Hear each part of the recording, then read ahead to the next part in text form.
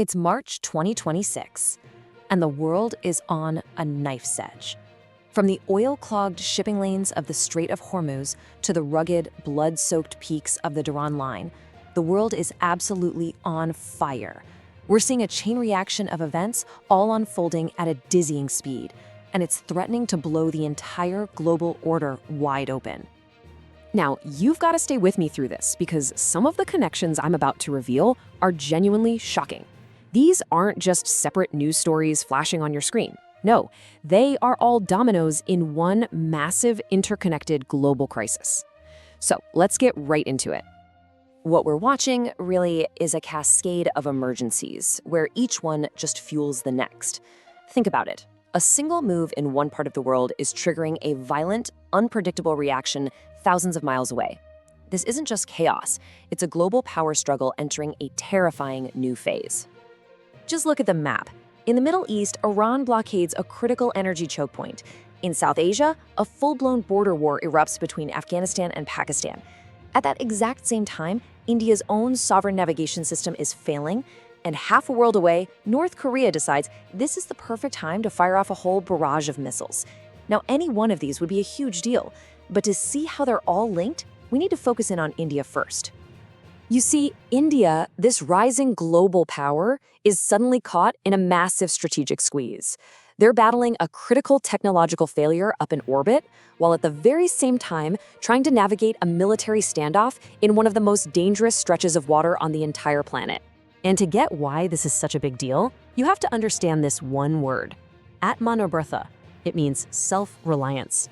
For India, this isn't just a policy, it's a core national mission. The whole goal is to never, ever have to depend on America's GPS or Russia's GLONASS, especially when the bullets start flying. And the crown jewel of that entire strategy was their very own system, called NAVIC. Well, on March 13th, that dream of self-reliance took a huge blow. Let's break down exactly what happened. See, every single navigation satellite needs incredibly precise atomic clocks to work. So for backup, each of India's satellites carries 3. Now, on one specific satellite, IRNSS-1F, the first 2 clocks actually failed a few years back. And just now, that third and final clock, it died. The satellite is now basically a very expensive piece of space junk. Its main job is impossible. So here's the bottom line. With that satellite gone, India now has only 3 fully working satellites left in its constellation. And here's the kicker. You need a bare minimum of 4 to get a reliable 3D position.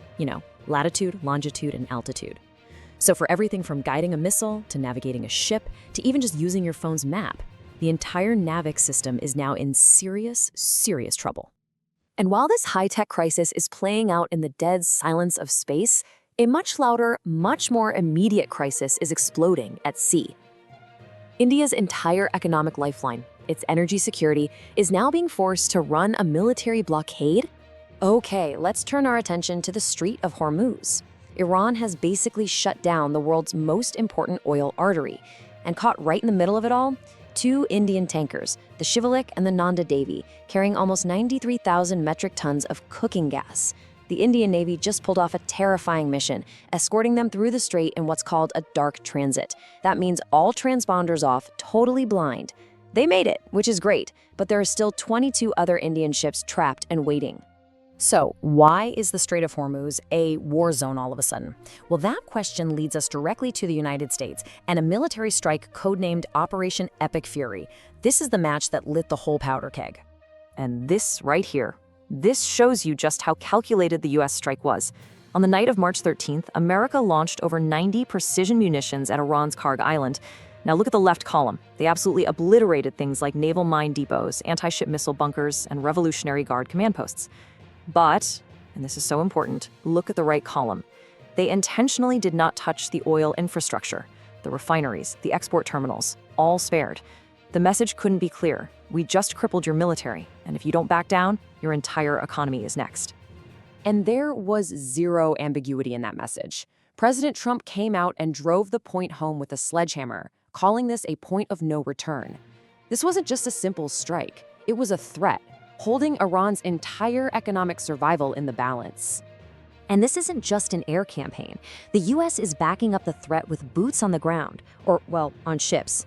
2,500 US Marines are being pulled from the Pacific and are steaming directly for the Persian Gulf. This is a massive commitment of force, and it tells you this is not some short-term spat. And that right there is the million-dollar question that shows you the global ripple effect. You don't just move that many elite troops without leaving a hole somewhere else. Their departure from one hotspot creates a power vacuum in another. And you better believe America's rivals are watching and taking notes. And this is exactly where those shocking connections I mentioned come into play. With the United States laser-focused on Iran, its rivals around the world are seeing a golden opportunity. The entire global chessboard is being reset, and a lot of players are making bold moves while the world's attention is fixed on the Gulf. Just look at the Afghanistan-Pakistan border. The Taliban have become more and more hostile towards Pakistan over border disputes. So, seeing their chance with global attention diverted, they just overran a Pakistani military outpost, killing 14 soldiers. Pakistan's response? Massive rocket and drone strikes on major Afghan cities. A long-simmering conflict has just exploded into open war, all because the world's policeman is looking the other way. And it's not just regional conflicts flaring up. Thousands of miles away, in the Pacific, another leader who absolutely thrives on chaos and distraction sees his opening. Yep, Kim Jong-un is watching the US pivot to the Middle East very, very closely. And this is the perfect example of that opportunism. North Korea test fires 10 ballistic missiles. That's a huge show of force. At the same time, rumors are flying that the US is thinning out its missile defense shield in South Korea, maybe even moving critical THAAD and Patriot systems to the Middle East to deal with Iran. Now, whether that's true or not almost doesn't matter. The perception that the shield is down is all the invitation Pyongyang needs. But, not all of these conflicts are being fought out in the open with tanks and missiles. Beneath all these headline-grabbing events, there's a much darker, much quieter war being fought in the shadows. A war of sabotage, espionage, and proxies. And the US is feeling it. 5 of its vital refueling tanker planes were damaged on the ground in Saudi Arabia. Another one, a KC-135 Stratotanker, was lost over Iraq.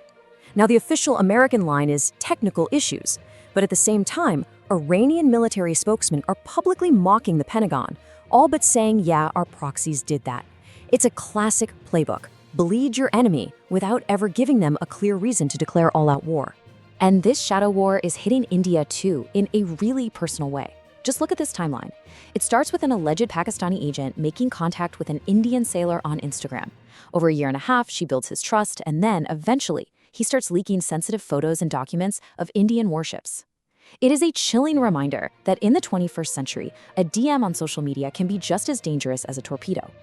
Okay, so when we pull the camera all the way back, when we look at all of these pieces on the board, the failing satellites, the blockades, the proxy wars, the missile tests, a single, incredibly powerful theme starts to emerge. And that theme is the profound danger of dependence. The era where you could count on one superpower to police the globe, that era is being challenged, and it's being challenged everywhere at once. For a country like India, the lesson of this insane month is being written in fire and steel. Relying on anyone else is a critical and potentially fatal vulnerability. And this brings us right back to that word, Atmanirbharta. See, India has this big, ambitious plan called Vision 2047. The goal is to be a fully developed, truly independent global power by the time the country turns 100. Well, these crises, they aren't just threats. They are a brutal, real-world stress test of that exact ambition happening right now in real time. The entire situation is balanced on a razor's edge. The US made a huge gamble, hoping that this overwhelming show of force would make Iran back down. But in a powder keg like the Persian Gulf, any spark can set off an inferno. The real question isn't just about Iran's next move, it's about how the entire world reacts as we rapidly shift from a unipolar world to something much more chaotic. What do you think? Let me know in the comments. Things are moving incredibly fast, and believe me, we are tracking every single development. To stay ahead of the curve and really understand the deep connections that most people are missing, make sure you subscribe to the channel for all the latest updates.